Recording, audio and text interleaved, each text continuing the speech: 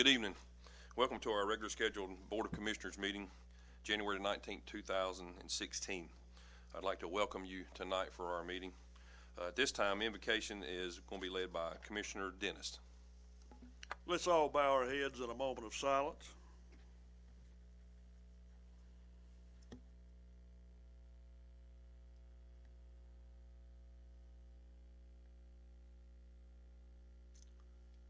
Also, dear Lord, would you protect all of our men and women in uniform that's stationed all over this world, protecting our freedoms and gives us the right to meet tonight. Amen. Let's do the Pledge of Allegiance.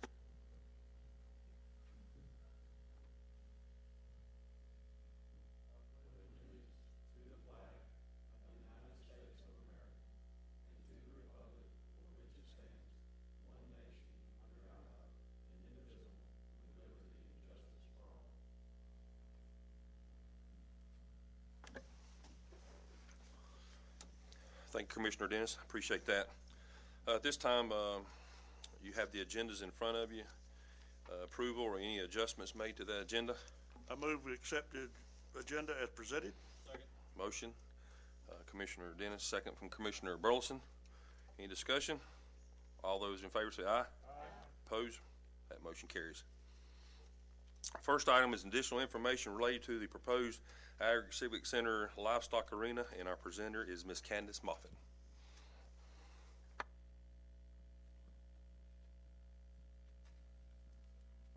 Thank you, Mr. Chairman. Thank you for allowing me to come before you tonight to present more information about the proposed livestock arena on the grounds of the Agri Civic Center. At the November meeting, you all had a discussion about potential use and potential revenues associated with the proposed livestock arena. And there were still a lot of question marks following that meeting. So there was a motion to enter into, or at least explore the idea of a feasibility study to get more information about existing venues that the operations would be very similar to this one.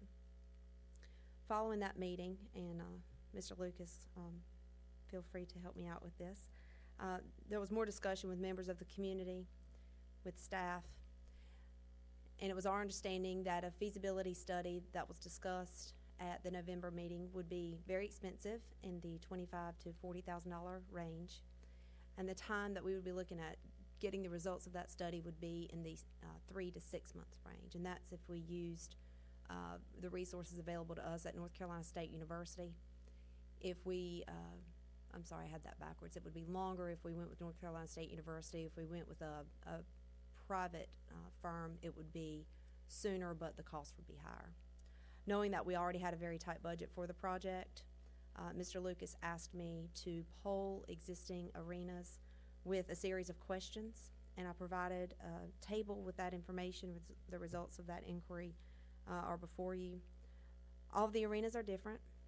You'll see most of them that we polled are, the majority of the operations are still publicly funded.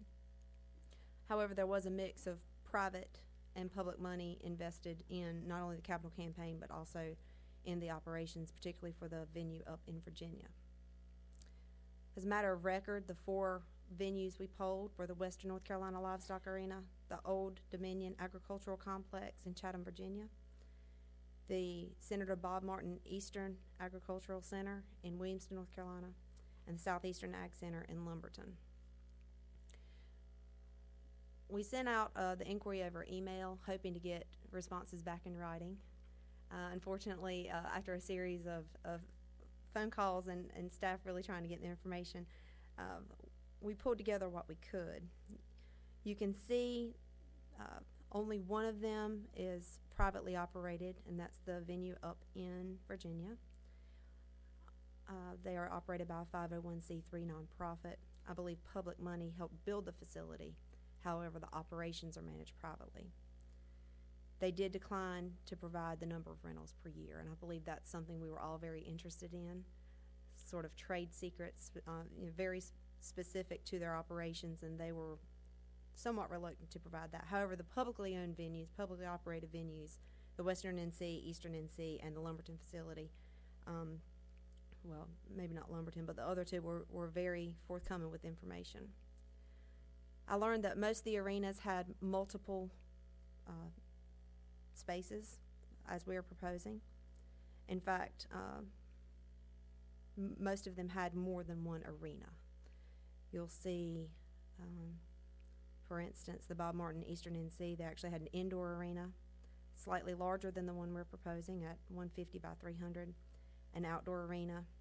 They also have riding rings, as well as a conference center that the square footage is in excess of 10,000 square feet. I won't go over the table in detail with you, but I'll be happy to answer any questions you may have. Hopefully you've had a chance to look at it. After some discussion with Mr. Lucas and members of our committee, we strongly feel like this is a quality of life issue for the citizens of Stanley County. Definitely be an asset for the agricultural community. Much like the Agri-Civic Center, operations would have to be subsidized. All three of the publicly owned venues, you can see the Western NC and the Bob Martin Center, Southeastern Ag. Only one of them is completely an enterprise fund. That would be the Western North Carolina Livestock Arena. That means that they are self-sufficient. The other two are 50% taxpayer subsidized, which means the North Carolina legislature provides half of their operations and the other half of that comes from rental revenue. The two publicly operated facilities, the Western NC and the Eastern Ag Center, they were very willing to give me information about their rentals, but the way that the information was provided was a little difficult for me to sort through. For instance, if they had a church event that occurred every Sunday morning at 10 o'clock, it would only present as one event. So those were some of the challenges we had, whereas if we had gone with a private firm to sort through some of that, they would be, familiar with how to sort through some of that information. That being said, I'll take any questions you may have. Any questions for Ms. Moffitt? Mr. Chairman, Yes, sir. Candace, first I'd like to say thank you for everything that you do. You've put a lot of work into this, and looks like you got a couple helpers back there that have probably been helping you this evening. But I guess the first question I had, and specifically, I guess for the last two facilities, did you have an idea of how much they were being subsidized each year in operation and originally when they were constructed? These venues work on percentages like a lot of us do, and so they didn't give me their annual operating budget. But if you'll refer to the private or public venue column on the table, the Western NC, the Bob Martin Eastern Ag Center and the Southeast Ag Center, they are 50% funded by taxpayers. So that means, I'm just going to say if their operations budget is $500,000 a year, North Carolina legislature gives them $250,000, and then it's up to them, either through rental revenue, donations, or other kind of creative fundraising, to come up with the other half of that. The only one that has moved into an enterprise fund is the Western NC Livestock Arena. And they are completely an enterprise fund. Old Dominion Ag Complex in Chatham, Virginia, they're operated by a nonprofit. So their operations, I would imagine would change drastically from year to year based on what the demand for space is. Okay. I guess that kind of leads me to the next question. Do we have any information on the last two venues, why they are being funded from the state level, 50% of it being funded from a state level? Did you get into that? I did. Okay. On the phone, actually. Of course, they didn't want to send any of it in writing, but all three of these venues were, the capital campaign was funded primarily with taxpayer money. I'm sure there were some private donations in there. I know the Golden Leaf Foundation contributed heavily. At one time, they were considerably taxpayer subsidized. Several years ago, I believe it was after 2008, about the time cultural resources, also took a hit. The state started really looking at what venues and what parks and museums could become self-sufficient. So that's why you've got sort of a hybrid of operations here. The Western NC Arena was doing quite well. They used them sort of like as a step, from what I understand. So at one time they were heavily subsidized, then they moved to a 50-50 split, and now they're pretty much out there on their own. I believe the intention eventually through NCDA is to move the other two off the 50% subsidy, but based on the volume of what they do, they're not able to do that right now. Okay. That's my understanding. I don't have anything, to confirm that. Okay. And what year were each one of the facilities built? Do you I don't have that information. Curtis Okay. may know. And final question, the Western North Carolina Livestock Arena in Fletcher, is that where they have the Mother Earth News Fair event? It's where they have the North Carolina Mountain State Fair. It's right There you across go. from the airport. Okay. I think that may be, because it's a huge Huge event. event. And that may be 15,000 people that or may something. be the thing that makes their year to make Okay. to make them self-sufficient. Okay. Thank you. Thanks, sir. Any more questions? Ms. Moffitt, how much support has the local agriculture folks given to this project? I mean, do you have a idea that they're all behind it, 70% are behind it? What feel do you have for that? I believe they strongly support the idea. I believe that Farm Bureau made a statement with how supportive the ag community is with their pledge of $250,000 to the project. I believe there's a considerable number of private donations that are possible once we come to agreement on where it is, what direction we're going with it. Like most of us, they're reluctant to make a financial donation, until we have some plans set in stone.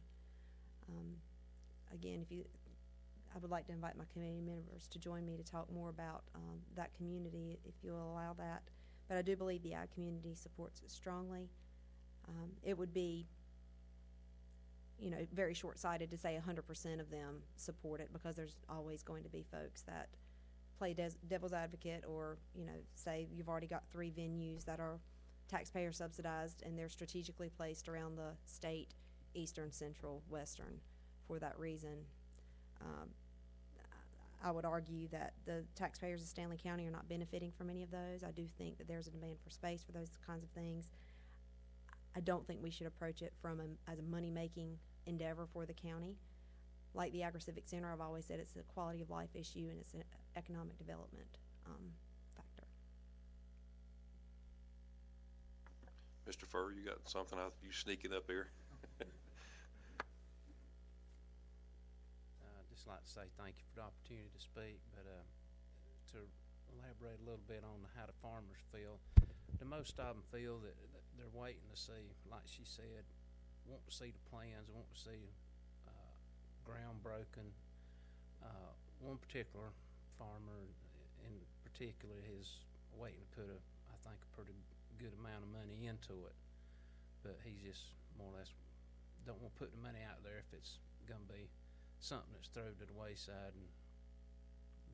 But I think we're going to see a lot of support from the ag community, farmers, not just farmers, but some of the folks we do business with. I'm not gonna call names, but a lot of the different companies. Any more questions for Ms. Moffitt or Mr. Furr?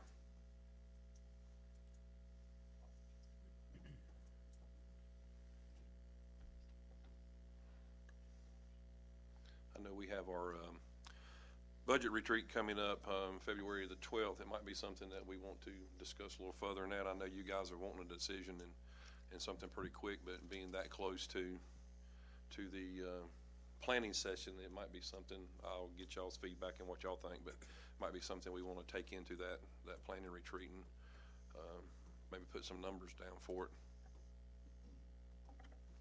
Mr. Chairman. Yes, sir. Again, as I said the last time, I think this is a nice idea, nice facility.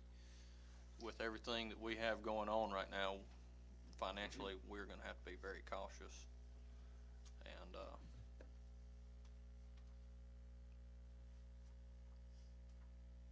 I would like to make a motion that we table this discussion until our budget retreat, and we'll take it up at that point, talk about it a little more amongst ourselves.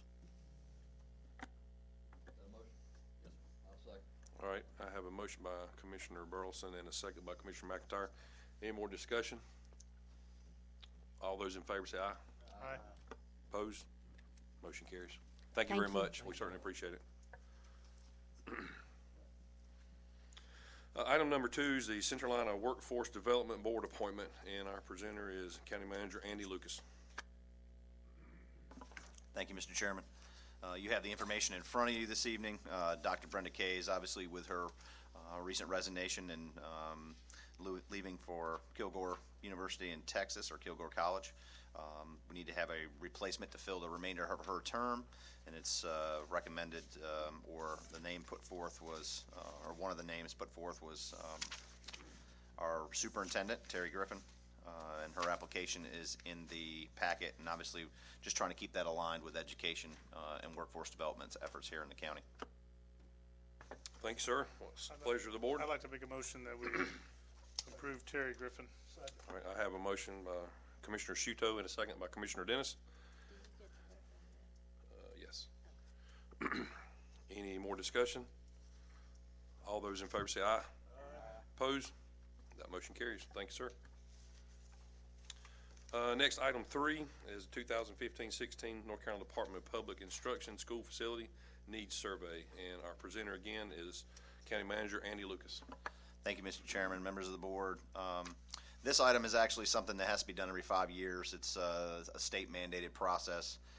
Really all you are acknowledging this evening is that you've received this survey. I've included the summary in here. The actual document is sitting on my desk, and it's about 400 or 500 pages of information. A lot of it's just templates that they've staff fills out and the facilities director fills out. The numbers that they put into that in terms of how much HVAC unit costs, or how much new tile costs, or whatever it may be that they may be renovating, is all pre-programmed into the spreadsheet by the state, and they use statewide numbers so they can keep consistency. This is something that the North Carolina Department of Public Instruction uses in their discussions with the General Assembly every 4 or 5 years in terms of needs for capital construction. The estimates are extremely conservative, but it's just something that's mandated by the state and the process. You can see the information that the school system had in their letter. They actually made a few changes to the language of that before they certified it, and certainly all you're doing is acknowledging that you've received a copy, and you're not necessarily endorsing it or making any commitment to fund it at this time. I do know that one question that was raised was, why are additions listed in here? The additions are to address mobile classrooms, and so all that is, this isn't to address anything that's been talked about in terms of Plan A or Plan B or any other plan that the school system has been talking about over the last few months. The additions in this assumes all schools are here and in place, and it also what this looks at with additions is simply that that would be what would be needed in terms of capital, physical building space in order to address this, to eliminate the mobile classroom. So that's all that all those numbers reflect there. That's not reflecting adding any additional capacity at the schools beyond just simply eliminating the mobile classroom. So I just wanted to provide some clarification on that in case that was a question that other board members may have. I'll be happy to answer any questions. Any questions? County Manager Lucas, I was looking at the capacity summary, the enrollment, average daily enrollment, and according to what I'm looking at, if I'm reading it correctly, they are projecting that enrollment over the next 5 years, I guess, would go from current of 8,517 to 8,651. Am I reading that correctly? An increase? I do know that there was a slight increase in the demographics that were presented not too long ago. That ebbed and flowed quite a bit over the course of I think about a 10 to 15 year period. So there were projecting some fairly, I'd say moderate increases, but then there was also over that 10 or 15 year period, if I remember right from the demographic study that was done recently, they were also projecting that it would level off and go back down again. Yeah, I think this is what you're reading is is what everyone else is seeing. There is some projection for it to increase slightly over that 5-year period. But again, I think if you look at their long-term demographic study they've done, the numbers seem to suggest that overall that growth will be slightly lower over that longer term. And I guess I really don't understand why they would project total capacity to increase from a current 10,704 to 11,654 when the population is not expected to increase. I just don't understand that equation. I believe that just addresses their eliminating the mobiles, but adding to the structure themselves in terms of permanent fixed capacity.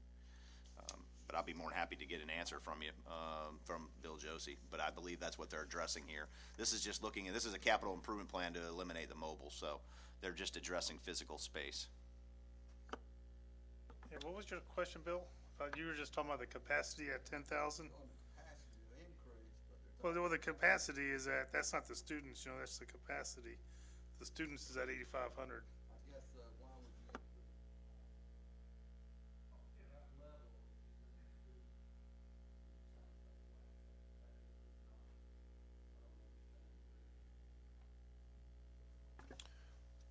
Any more questions?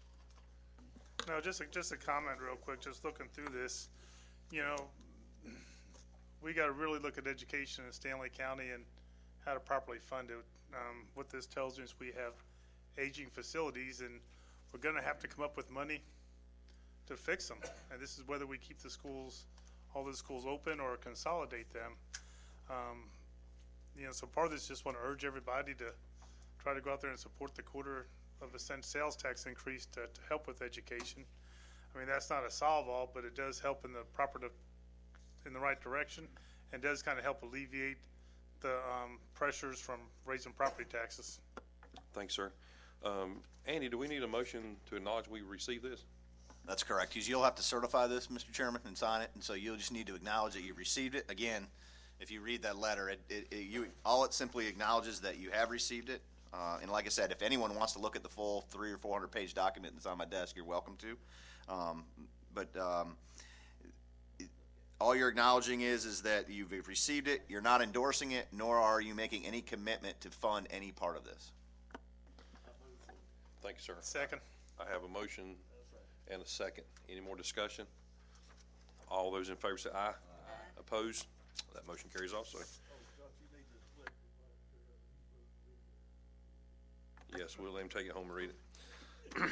Item number 4 is fiscal year 2016-2017 budget calendar. And again, our presenter is County Manager Andy Lucas. Thank you, Mr. Chairman, members of the board. This is something we set every year just to give us staff guidance in terms of a budget calendar. It's pretty consistent with prior years in terms of time frames. You can see our retreat is already listed on there. We will kick it off with departments in mid-March. Obviously, having information from the retreat will assist us with giving the departments guidance. I highlighted the joint meetings with the school board and community college board. Those have been done in the past, and other years we haven't done them. And so I've just highlighted that as a to be determined. Doesn't necessarily mean that we will have a meeting. I just wanted to sort of save space in March or in April. I believe last year we met with the school board. We did not meet with the board of trustees, and so there may be, since we haven't met with the board of trustees and would be 2 years, there may be value in meeting with them. I'm not sure they'll have a president in place at that time, and if they don't, that may sway our decision of whether we need to meet with them or not. But that's listed, and then obviously we will present a budget to the board at your only regular scheduled meeting in May, the 16th. Public hearing will be at the only regular scheduled meeting in June, which is June 6th. We just tentatively listed some dates for workshops. So certainly those are flexible, and as we get closer to that date, you all will be able to affirm those up, and then we would hope for adoption in sometime around June 23rd, 2016. And I would ask for the board's consideration and adoption of this calendar. I'd be happy to answer any questions. I move we approve the calendar as submitted. Second. Okay, I have a motion by Commissioner Dennis, a second by Commissioner Louder. Any more discussion? All those in favor say aye. Opposed? We got a ayes and a whoops. All right, motion carries.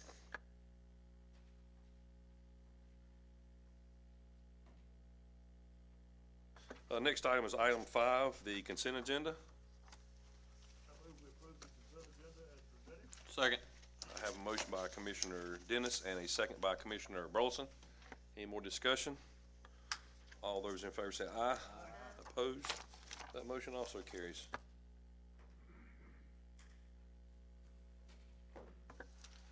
At this time, I have public comment period, and I have Mr. Harry Fletcher from the great city of Locust. Welcome, sir. Once again, Commissioners, thank you for allowing me to come and speak to you about the West Stanley Senior Center. A couple of months ago, when I came and talked to you about where we were, by the way, this month is our 2nd anniversary of opening the doors. That being said, I had told you that the funding that we had received, the largesse from a couple of our community leaders or members, is coming to an end. We can continue to keep the doors open through the end of June, but as we're looking at right now, July 1, we're going to have to close the doors. And I heard some comments tonight that I really liked, and it kind of hit home. That was quality of life. And we're looking at quality of life for the senior citizens, excuse me, on the western end of Stanley County. The ones that can't come to Albemarle to use the great facilities you have here. So once again, I'm asking that you seriously consider the older community in Western Stanley. That's really all I have, unless there's any questions. Any questions for Mr. Fletcher? I do want to say that I do appreciate you coming, and I did talk to Wayne Sasser, I think it was yesterday or the day before, about this, because I know he's a big supporter of the senior center out in West Stanley. And I do have that on one of the items to discuss at our budget retreat, is the expansion of the senior center to West Stanley, because like you said, it's a quality of life, and all the demographics I've seen, it shows that Stanley County is becoming an aging population, just the way demographics go sometimes, and our growth is going to be in the 60+ category coming up in a few years, so. Yeah, and there's a lot of them coming into that end of the yeah. county. And just an aside, too, has nothing to do with the senior center, but the Locust City Council did pass a resolution supporting the sales tax. I just thought I'd add that. So thank you once again. Thank you, Mr. Fletcher. Appreciate it. Anyone else? All right, this time is board comments. Commissioner Burleson, I'll start with you. Thank you, Mr. Chairman. Unfortunately, tonight our meeting coincided with a meeting Albemarle City Council was holding and honoring Mr. Buck Hill, and Representative Burr was there presenting him with the Order of the Longleaf Pine tonight. So I want to thank Mr. Buck Hill and his family for the many years of service to Stanley County. Unfortunately, we couldn't be there. Other item I wanted to mentioned this on the radio the other day, and I can't remember if Commissioner Lawhon mentioned it at the last meeting, but County Manager Andy Lucas provided me with some data as we closed out 2015, and thought I would mention this as some positive information. A total of 3,168 permits for residential and commercial construction were issued in 2015. That's a 17.3% increase over 2014, and the construction value in 2015 was $73.57 million compared to $33.67 million. So we've had a couple large projects here in the county that have happened, but it certainly seems that things are continuing to get better and improving as the economy gets better. So I hope that it continues to happen throughout 2016. Another piece of information I wanted to touch on, as the fire commissioner and having served on previous board of some of our volunteer fire departments, I've stayed pretty up to date on what's going on there. We've got some information going around in one area of the county that is just not accurate, and I wanted to set that information straight that's kind of floating around. A insurance district for our local fire departments can be different than what the volunteer fire department district itself is. In other words, in a volunteer fire district, you could have a insurance district that is a 6 rating, and you could have one that is a 7 rating. Just because one fire department may contract with another department or merge with another department doesn't mean that those particular insurance districts will change. They would remain the same.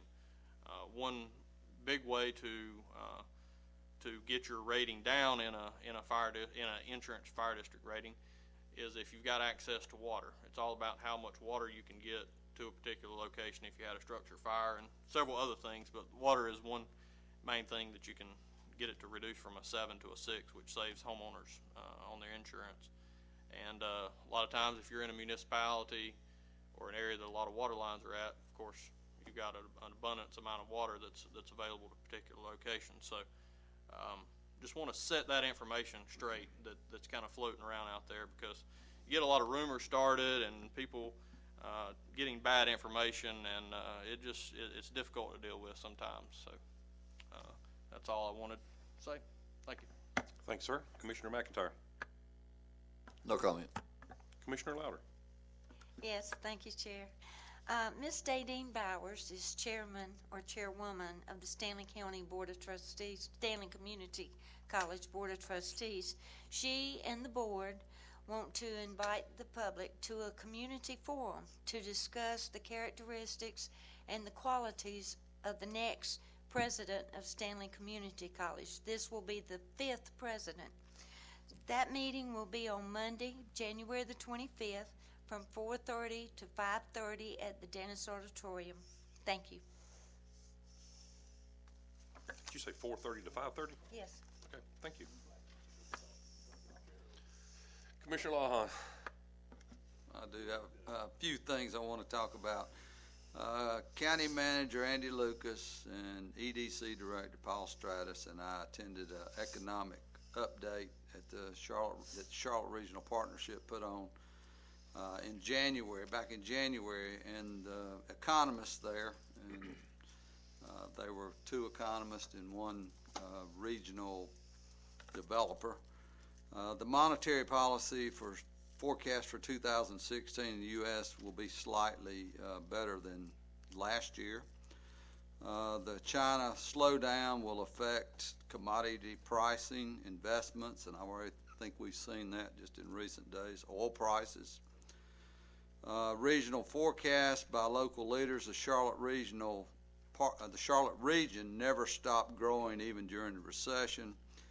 There's a continuous of the same continued growth is expected over the next year, and I think they were talking about 3% growth. There are concerns. Presidential elections are concerned. The China economy, the world economy. The boom in the region is good, except in the rural counties, and the first one they mentioned was Stanley and Anson counties. And one gentleman that spoke said that the Charlotte Regional Partnership needed to be concerned about the lack of growth in the rural counties. He said counties that would continue to grow naturally are the Mecklenburg, Cabarrus, Iredell, York counties. They're continuing to see growth. The state's growth is 2%, and I said that they were projecting 3%. They did make some bright spots at the very end of the conversation, and they stated that the Lincoln County was growing, especially the Lincolnton area, due to lake development. And he stated that Stanley County will continue to grow in the Locust, Stanfield, West Stanley area because of their proximity to 485. I thought it was a very good meeting and good information. Thank you. Thanks, sir. Commissioner Dennis. I have one important thing to say. Today is Andy Lucas's birthday, our county manager, and I wish him a happy birthday and many more. Happy birthday, Andy. Commissioner Shudo. Man, Andy's not even on Facebook, and you do his birthday. I'm pretty impressed, man. Good job. Anyway, speaking of good segue into, speaking of Facebook, we have the Stanley County Emergency Management page, and I urge citizens on Facebook in Stanley County to like that page, because they put out information tonight about a possible snow, and I know with the storms a lot of times, they'll post stuff about specific neighborhoods with flooding and stuff like that. So I'd like to urge the residents to get on that. Also, real quick, the sales tax update, the city of Albemarle passed it, passed the resolution last week when I went there. And I went to Meisenheimer, talked about answered a lot of questions for them, and they're looking at the possibility of passing their support for the $0.25 sales tax resolution for education. And one interesting thing up in Meisenheimer, I like going to these meetings like once a year, they issued their traffic stop report from the police. Last year in Meisenheimer, they had 1,077 traffic stops, and they had 1,065 charges and tickets. So my first question was, I wonder what the 12 people said to get out of the tickets. And two is just make sure that you drive safe and slow going through Meisenheimer. One thing is their citations were up by 24% this year, but their traffic crashes decreased by 18%. So, they're trying to keep people slow down up there. Also, and I was going to ask Commissioner Burleson a question. I know the fire department meets on Monday. Commissioner Burleson? The fire departments meet on Monday, if I'm not mistaken, correct? The association. The association, the fire department associations meet. Mr. Chairman, are we going to get in dialogue of asking? No. Just questions. I'm just going to ask them where they're meeting at and who I would contact to try to get on the agenda. That's all I'm asking. If you knew, I don't know right offhand. Okay. I'd have to look at my planner. Okay. If you could let me know, I'd appreciate it. And then lastly, totally something unrelated, but I thought it was pretty cool. How counties, we all get this county magazine, and I thought it was pretty cool that my hometown from Sebring, Florida, where I grew up, was listed in there. This does not apply to Stanley County, but I like how these people think outside the box to get things done. They had a tire buyback program, because down in Florida, the counties take care of the roads, and they usually pick up they spend $38,000 a year picking up tires off the road. So they had a buyback program for $2 a tire. They collected 15,000 tires in one day. So I guess people were trashing up my old stomping grounds. Anyway, I just thought that was pretty cool to read, and that's all I got. Thanks, sir. One thing that I have, at our last meeting, we did a resolution to thank you for your service day.